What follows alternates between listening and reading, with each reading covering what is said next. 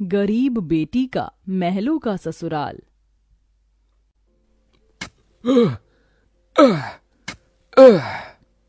तपती धूप में वह गरीब किसान खेतों में फावड़ा चला रहा था, उसके माथे जा रहा था। तभी गंगा गमछा उठाकर पिता का पसीना पोंछती है।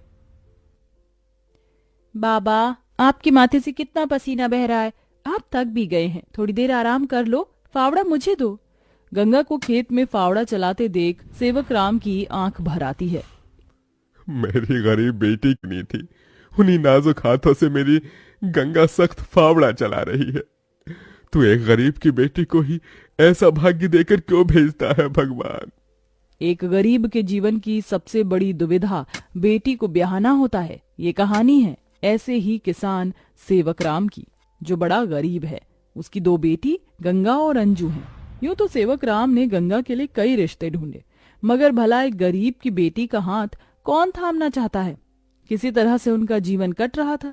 सेवक राम, उसकी बूढ़ी पत्नी जानकी और दोनों बेटी सारा दिन तपती धूप में खेत में काम करते रहे। शाम को खेत का मालिक ब्रिज वहां आया।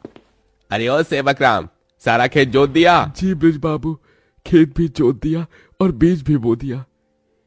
ये ले, तेरे परिवार की आज की दिहाड़ी 250 रुपए। ये क्या मालिक, आप पैसे तो कम दे रहे हैं।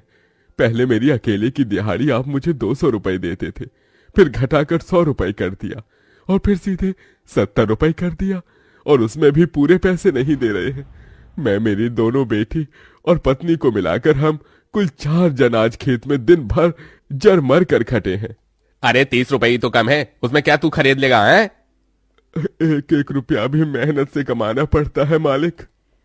फिर ब्रिज बाकी के 30 रुपए भी सेवक राम को दे देता है, जिसके बाद वह अपनी मढ़ई में आ जाते हैं और गंगा सबको खाना बनाकर खिलाती है और एक फटे गुदरी पर पूरा परिवार जमीन पर लेट जाता है।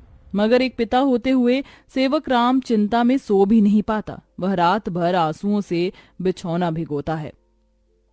अजी, आप अभी तक जाग रहे हैं? जिसके घर में जवान बेटी ब्याहने को हो, वो कैसे सोए? जाने मेरी गरीब बेटी के भाग्य में क्या लिखा है। भगवान ने सभी के घर आंगन में भाग्य जाग रहे हैं, मगर मेरी मढ़ई के आंगन में मंडप कब बनेगा? अजी, तुम चिंता मत करो, भगवान ने कहीं न कहीं जोड़ी बनाई होगी। सेवक राम का यही दुख कम न था। अभी तो और भी कठिनाई आने को थी। अगले दिन जब चारों खेत में पहुंचे कि तभी, क्यों रे सेवक, कल तू 30 रुपए के लिए पाठ पढ़ा रहा था, अब क्या करेगा? क्योंकि ये सारी की सारी जमीन तो पृथ्वीराज जी ने खरीद ली।